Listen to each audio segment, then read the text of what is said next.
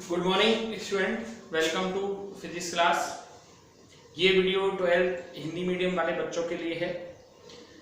जैसा कि आपसे कहा गया था कि आज का जो लेक्चर होगा वो चैप्टर नंबर 13 के लिए आखिरी लेक्चर होगा और ये प्रकाश विद्युत प्रभाव और द्रव्य तरंगों से संबंधित आखिरी लेक्चर है और ये एक्चुअलिटी में एक प्रयोग है और इसका नाम है डेविसन जर्मर प्रयोग। दो साइंटिस्ट थे, डेविसन और जर्मर, उनके द्वारा किया गया ये प्रयोग है।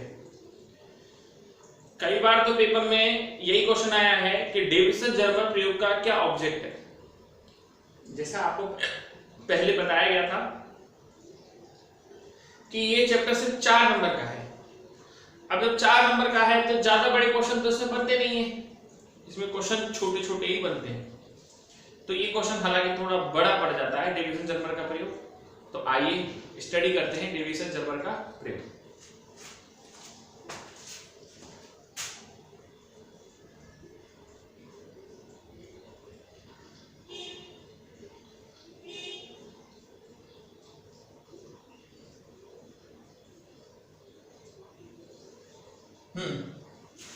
क्या कहता है ये प्रयोग, डेविसन जर्मर प्रयोग? डेविसन जर्मर का प्रयोग सिद्ध करता है कि इलेक्ट्रॉन की कण और तरंग दोनों प्रकार की प्रकृति होती है। एक तरह से देखा जाए तो डेविसन जर्मर का जो प्रयोग है वो ये बात सिद्ध करता है डी ब्रोगली का नियम। डेविसन जर्मर का प्रयोग डी ब्रोगली के नियम को सिद्ध करता है, डी ब्रोगली के रूल को ये समझाता है। कौन? डेविसन जर्मर का प्रयोग। अभी किस तरह से समझाता है आइए देखते हैं। सेटअप देखते हैं पहले इसका। देखिए इसके 3 भाग होते हैं डेविसन जर्मर प्रयोग के। सबसे पहला तो है इलेक्ट्रॉन गन, दूसरा है एनआई क्रिस्टल और तीसरा है आयनन कोष्ठ। ठीक है, कोष्ठ कक्ष भी बोल देते हैं। तो जैसे अब हम इसका सेटअप पढ़ेंगे तो उस सेटअप में तीनों चीजें आएंगी। तो इलेक्ट्रॉन गन क्या होता है पहले बता दो। देखिए इसमें एक फिलामेंट होता है, फिलामेंट होता है टंगस्टन का।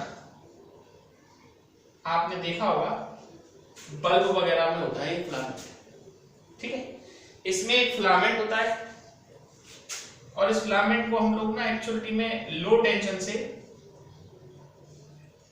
हीटअप करते हैं, मतलब इससे गर्म करके इससे इलेक्ट्रॉन निकलते हैं और इन इलेक्ट्रॉनों को हम 2 पतले डायाफ्राम में से होकर गुजारते हैं।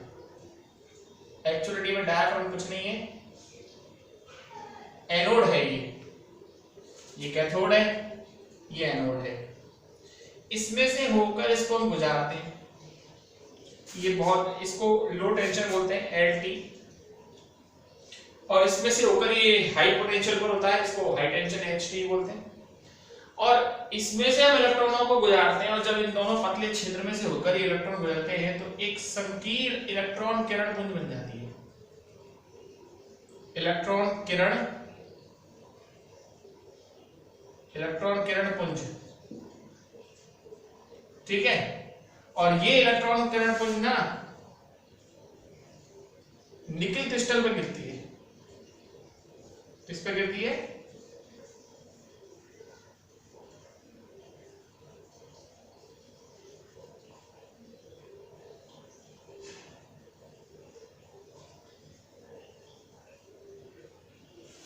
NI crystal. तो यहां से यहां तक का सेटअप इलेक्ट्रॉन गन है, समझ लीजिए इलेक्ट्रॉन गन को। इसमें एक फिलामेंट है, होता है टंगस्टन का होता है। इस फिलामेंट को लो टेंशन द्वारा गर्म किया जाता है और गर्म करके इससे इलेक्ट्रॉन निकाले जाते हैं। इस इलेक्ट्रॉनों को 2 पतले या 2 डायाफ्राम एनोड में से होकर गुजारा जाता है, जिससे ये इलेक्ट्रॉन किरण पुंज बनता है और ये इलेक्ट्रॉन किरण पुंज निकल क्रिस्टल पे गिरता है। ये निकल क्रिस्टल है, एनआई क्रिस्टल। अब निकल ही क्यों, कोई और क्यों नहीं, कोई और क्रिस्टल क्यों नहीं, Ni क्रिस्टल ही क्यों? ऐसा इसलिए कि Ni क्रिस्टल के अणुओं के जो बीच की दूरी होती है, Ni क्रिस्टल के अणुओं के जो बीच की दूरी होती है वो लगभग 2.15 एंगस्ट्रॉम होती है। 2.15 एंगस्ट्रॉम ये बहुत कम है ना। लेकिन अभी हम यहाँ एक चीज पढ़ेंगे, विवर्तन। 2.15 एंगस्ट्रॉम होता है और लगभग इलेक्ट्रॉन की तरंग दैर्ध्य भी इसी कोटि की होती है, तो Ni क्रिस्टल से इसका विवर्तन हो जाता है। विवर्तन हमने नहीं पढ़ा है, ये एक्चुअली में बाद का टॉपिक है, मैं समझा देता हूं आपको। विवर्तन में क्या होता है, अवरोधक या द्वारक के बीच का जो आकार होता है वो तरंग दैर्ध्य के बराबर होता है, और वही है इलेक्ट्रॉन की जो तरंग दैर्ध्य है वो Ni क्रिस्टल के अणुओं के बीच की दूरी के, परमाणुओं के बीच की दूरी के बराबर होती है। तो इससे इसका क्या हो जाता है, विवर्तन हो जाता है, और यहां से इलेक्ट्रॉन किरण पुंज विवर्तित होता है। ये आपका विवर्तित इलेक्ट्रॉन किरण पुंज। आप विवर्तन के बारे में नहीं जानते, ये भी एक प्रकाशिक घटना है। जिस तरह से अपवर्तन है, परावर्तन है, उसी तरीके से विवर्तन भी होता है। तरंगों में इस तरह से होता है। विवर्तन होता है प्रकाश का किसी भी अवरोध अथवा द्वारक से मुड़ने की घटना। अगर प्रकाश आ रहा है और किसी किनारे से मुड़ जाता है तो वो घटना विवर्तन कहलाती है। तो ये विवर्तित होकर ये इलेक्ट्रॉन किरण पुंज आता है और इसको कलेक्ट करता है यहां पर हमारा आयनन कोष्ठ। यहां एक आयनन कोष्ठ लगा होता है जिसमें आपस में क्रिया ना करने वाली गैसें भरी होती है। यहां आपका एक आयनन कोष्ठ लगा होता है जिसमें आपस में क्रिया ना करने वाली गैसें लगी होती हैं, और ये आपस में क्रिया नहीं करती, इस तरह की गैसें होती है। और ये जो आयनन कोष्ठ होता है ये वृत्ताकार पैमाने पर चलायमान होता है। ये आपका वृत्ताकार पैमाना है। वृत्ताकार पैमाना एक्चुअलिटी में एंगल नापता है। जैसे आपका चांदा होता है ना जो कोण नापता है, उसी तरह का पैमाना होता है। आप चाहे तो आयनन कोष्ठ को आगे पीछे से कर सकते हैं। और आयनन कोष्ठ में आपस में क्रिया ना करने वाली गैसें भरी हुई होती हैं, जैसे SO2, CO2। यहीं से इसका संबंध हो रहा होता है एक इलेक्ट्रोमीटर से।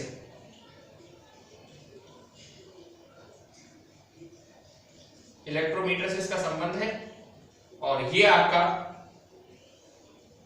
आयनन कोष्ठ है। और ये जो सारी व्यवस्था है, वैसे तो इसको हम लोग निर्वात में रखते हैं। पूरा कंप्लीट अरेंजमेंट है, ये पूरा अरेंजमेंट निर्वात में रहता है। बनाना चाहें तो बनाए, नहीं बनाए तो यहीं तक ही छोड़ दें। तो तीनों हिस्से समझ में आ गए आप लोगों को, इलेक्ट्रॉन गन, Ni क्रिस्टल और आयनन कोष्ठ। देखिए आयनन कोष्ठ में अक्रिय गैसें नहीं है। आयनन कोष्ठ में आपस में क्रिया ना करने वाली गैसें भरी होती है, लेकिन जैसे ही इलेक्ट्रॉन किरण पुंज इसमें जाती है वो उन गैसों का क्या कर देती है, आयन कर देती है, यानी गैसों को सेपरेट कर देती है, फिर आयन बनते हैं। उस आयन की वजह से यहाँ इलेक्ट्रोमीटर है। इलेक्ट्रोमीटर एक्चुअलिटी में एक बहुत कम नापने वाला, धारा को नापने वाला माइक्रोमीटर होता है, जो ये बताता है परिपथ में धारा बह रही है, आयरन हो गया, इसमें धारा बह रही है। ठीक है, एक बार इस सेटअप को देखिए फिर आगे चलते हैं।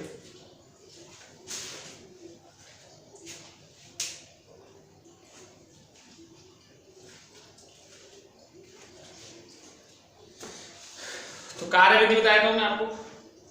ये जो लो टेंशन है LT, हम क्या करते हैं, इस लो टेंशन को बढ़ाते हैं।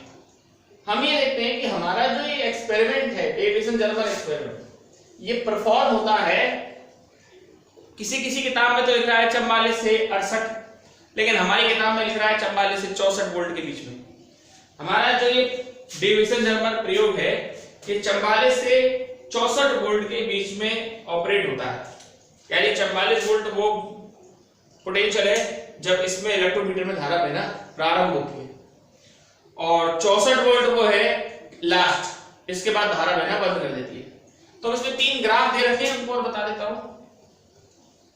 हम लोग क्या करते हैं, वोल्टेज और 44 वोल्ट और इसके बीच में डायरेक्शन, मतलब विवर्तित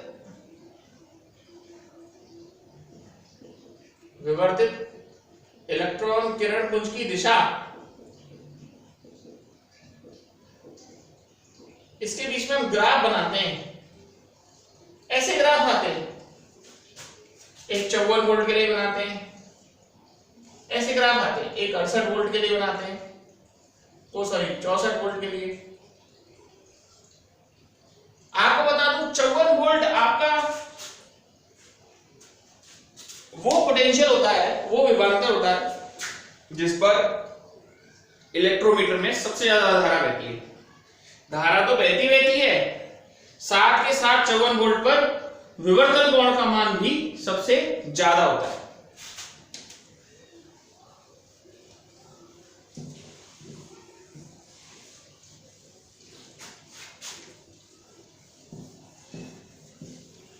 चौवन वोल्ट आपका वो विभवांतर है जिस पर मतलब पोटेंशियल तो 54 वोल्ट और विवर्तन कोण आता है 50 डिग्री। अब हमको ये सिद्ध करना है कि ये तरंग भी व्यवहार करता है और कण का व्यवहार भी करता है। तो सबसे पहले तरंग प्रकृति को समझाएंगे ब्रेग समीकरण से। ब्रेग समीकरण तरंग को समझाने का होता है और ये होता है d sin थीटा बराबर n लैम्डा। d क्या है यहां पर? ni क्रिस्टल के अणुओं के बीच की दूरी। n वो संख्या है, n की वैल्यू जनरली 1 होती है, तो d sin थीटा बराबर क्या आया? लैम्डा। और d बराबर आया 2.15 इंटू साइन 50 डिग्री बराबर लैम्डा, और जो कुछ आएगा वो एंगस्ट्रॉम में आएगा। इस सब को सॉल्व करने पर 1.65 एंगस्ट्रॉम आता है। और चेक कर लेता हूं मैं, वैसे आपको बता देता हूं साइन 50 डिग्री की जो वैल्यू होती है वो 0.76 होती है, तो 0.76 एंगस्ट्रॉम में जो आएगा वो लैम्डा होगा। और इसको हम एक बार करके देख लेते हैं मोबाइल से, एग्जैक्ट पता चल जाएगा।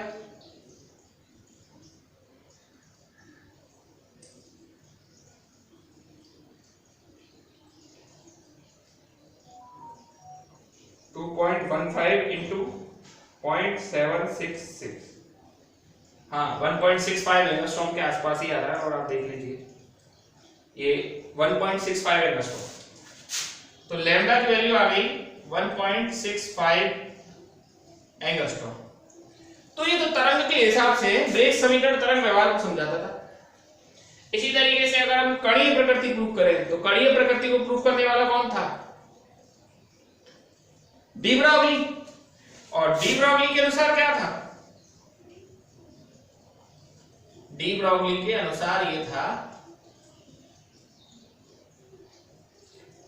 डी ब्रॉगली के अनुसार तरंग दैर्घ्य थी 12.27 बटे √v एंगस्ट्रॉम में, और ये आ गया आपका 12.27 और √v की जगह आया 54 एंगस्ट्रॉम। ये लगभग आएगा 1.67 एंगस्ट्रॉम।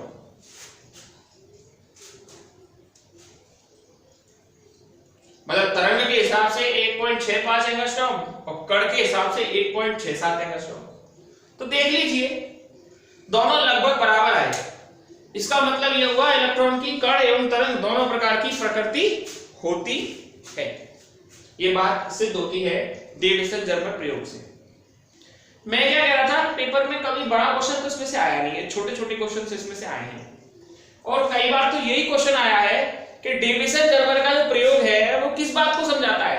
डेविसन जर्मर का प्रयोग जो है वो ये बताता है डी ब्रॉगली का जो रूल है उसका ये एक तरह से एक्सपेरिमेंटल एक्सप्लेनेशन है। डेविसन जर्मर का जो ये प्रयोग है वो डी ब्रॉगली के रूल का एक्सपेरिमेंटल एक्सप्लेनेशन है। तो ये चैप्टर आपका समाप्त होता है। रही बात न्यूमेरिकल्स की, तो न्यूमेरिकल तो हम लोग, मैंने आपसे पहले भी कहा था, जब मिलेंगे, जब आपका और हमारा साक्षात्कार होगा एकदम, तभी हम उस न्यूमेरिकल को कराएंगे। ऐसे न्यूमेरिकल कराने में बहुत दिक्कत आती है क्योंकि बहुतों के पास तो किताब ही अवेलेबल नहीं है, वीडियो देख के काम चला रहे हैं। और इससे रिलेटेड जो नोट्स है वो मैं आज ग्रुप पे पोस्ट कर दूंगा। और ये चैप्टर मेरी तरफ से आप लोगों का समाप्त है। और हम अगला जो चैप्टर स्टार्ट करेंगे वो हम स्टार्ट करेंगे सोमवार को, क्योंकि आज शनिवार है, कल आपकी छुट्टी रहेगी। तो सोमवार को हम आपका नया चैप्टर स्टार्ट करेंगे। Okay, that's all.